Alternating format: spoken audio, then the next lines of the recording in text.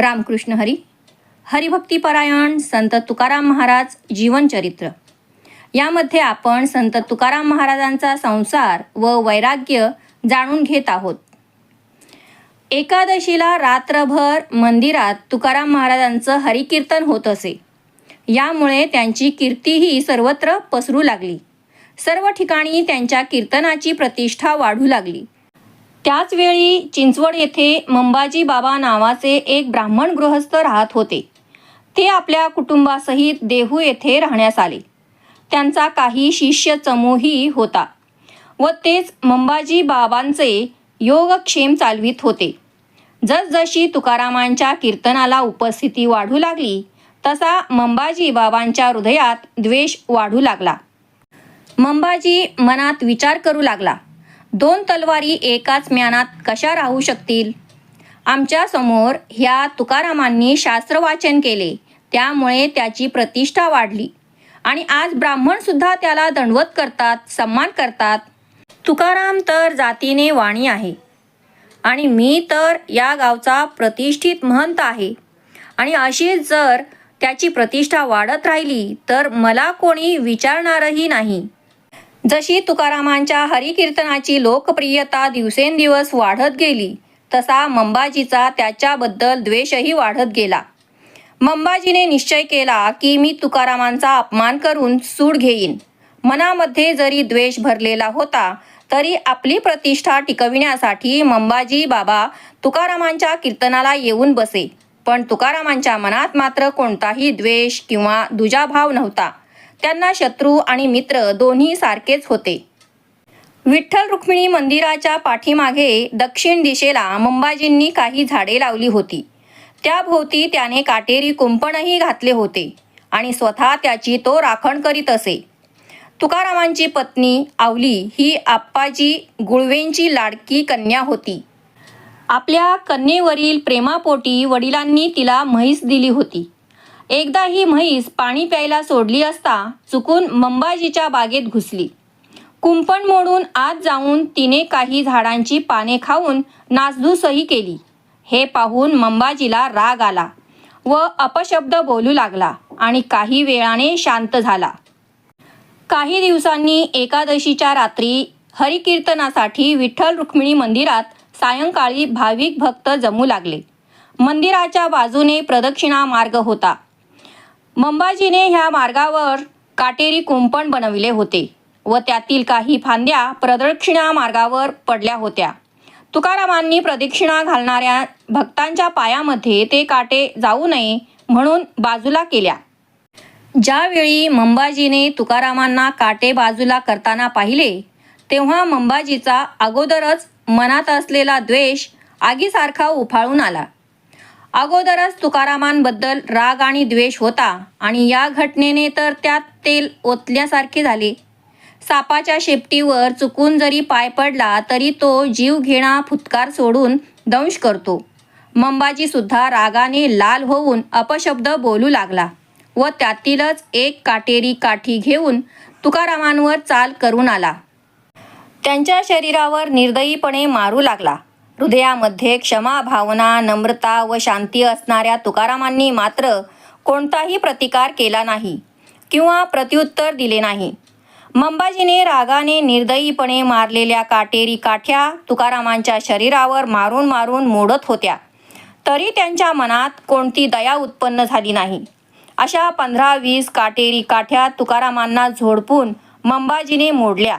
पण तुकारामांनी मात्र जागा न सोडता तो त्रास सहन करत आपल्या मुखातून प्रेमाने हरिनाम उच्च स्वरात चालू ठेवले व आपला निश्चय ढळू दिला नाही. निर्दयी माणसाच्या हृदयात दयेचा अंशही नसतो. जसे मांस खाणारी व्यक्ती दयाळू असू शकत नाही. दया हा ब्राह्मणाचा एक गुण आहे, पण मंबाजीच्या हृदयात त्याचा अभाव होता. जरी मंबाजी जातीने ब्राह्मण होता तरी निर्दयपणे एखादा शेतकरी ज्याप्रमाणे शेतामध्ये भात पिंजतो त्याप्रमाणेच तुकारामांचे शरीर काटेरी काठीने पिंजून काढले. जेव्हा मंबाजीचे हात मारून मारून दुखायला लागले त्यावेळेस त्याने मारणे थांबविले व रागाने अपशब्द वापरत घरी निघून गेला. तुकाराम मंदिरात पांडुरंगासमोर आले व हात जोडून अश्रुपूर्ण डोळ्यांनी प्रार्थना करू लागले. न सोडी न सोडी विठोबा चरण न सोडी, भलते जड पडो भारी जीवावरी आगोज, शतखंड देह शस्त्रधारी करिता परी न भिये, तुका म्हणे केली आधी दृढ बुद्धी सावध. विठोबा, मी काही झाल्या तुमचे चरण सोडणार नाही असे त्रिवार सांगतो. न सोसवेल असे भयंकर संकट दुःख जरी जीवावर आले तरी तुमचे चरण सोडणार नाही. शस्त्र धारण करणाऱ्याने जरी माझ्या देहाचे 100 तुकडे केले तरी मी भिणार नाही. तुकाराम महाराज म्हणतात, मी आरंभीच सावध होऊन माझी बुद्धी आपल्या चरणाशी दृढ केली आहे. बरवे बरवे केले विठोबा बरवे, पाहोनी अंत क्षमा अंगी काठीवरी मारविले, शिव्या गाळी नीत नाही बहु फार विटंबिले, तुका म्हणे क्रोधा हाती सोडवुनी घेतले रे. हे विठोबा, आमच्या अंतःकरणातील क्षमावृत्ती जाणून मंबाजी गोसाव्याकडून मला काटेरी काठीने मारविले, हे तुम्ही बरे केले. नीती नियम सोडून त्यांनी मला फार शिवीगाळी करून माझी पुष्कळ विटंबना केली. तुकाराम महाराज म्हणतात, आम्हाला त्याचा राग येऊ दिला नाहीत.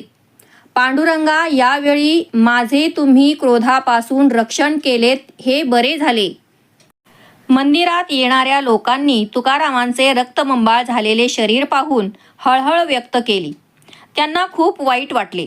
त्यांच्या डोळ्यातून अश्रू वाहू लागले. ते म्हणाले की मंबाजीने खरंच या भगवत भक्त तुकारामाला शारीरिक छळ करून यातना दिलेल्या आहेत. तेवढ्यात तुकारामांची पत्नी आवली येथे आली व त्यांना रक्तबंबाळ अवस्थेत पाहिले. चिमट्याने शरीरात घुसलेले काटे बाहेर काढत भगवंताला संबोधित म्हणाली, ह्या काळ्याने माझ्या संसाराचा नाश करण्याचा जणू वसाच घेतला आहे. त्याचवेळी पंढरीनाथांनी पण दृष्टिकटाक्ष टाकला आणि लवकरच सर्व जखमा भरून आल्या व सर्व वेदना शमल्या. दुसरे दिवशी एकादशीची रात्र होती. भाविक भक्त तुकारामांच्या कीर्तनासाठी जमू लागले. हळूहळू गर्दी वाढू लागली. तुकारामांनी सर्वत्र नजर फिरविली, पण त्यांना मंबाजी कुठेही दिसले नाहीत. त्यांनी एका व्यक्तीला जवळ बोलावून विचारले, आज महापुरुष मंबाजी बाबा कुठे दिसत नाहीत. इतका त्रास सहन करूनही मंबाजीबद्दल तुकारामांच्या मनात कोणताही द्वेष नव्हता. त्यांनी त्या व्यक्तीला मंबाजीस कीर्तनासाठी येण्यास आमंत्रण देऊन पाठविले. मंबाजीने परत त्या व्यक्तीला निरोप देऊन पाठविले की त्यांचे शरीर वेदनांनी खूप दुखते आहे. तुकारामांना हा निरोप जेव्हा मिळाला तेव्हा त्यांना मंबाजीबद्दल खूप वाईट वाटले.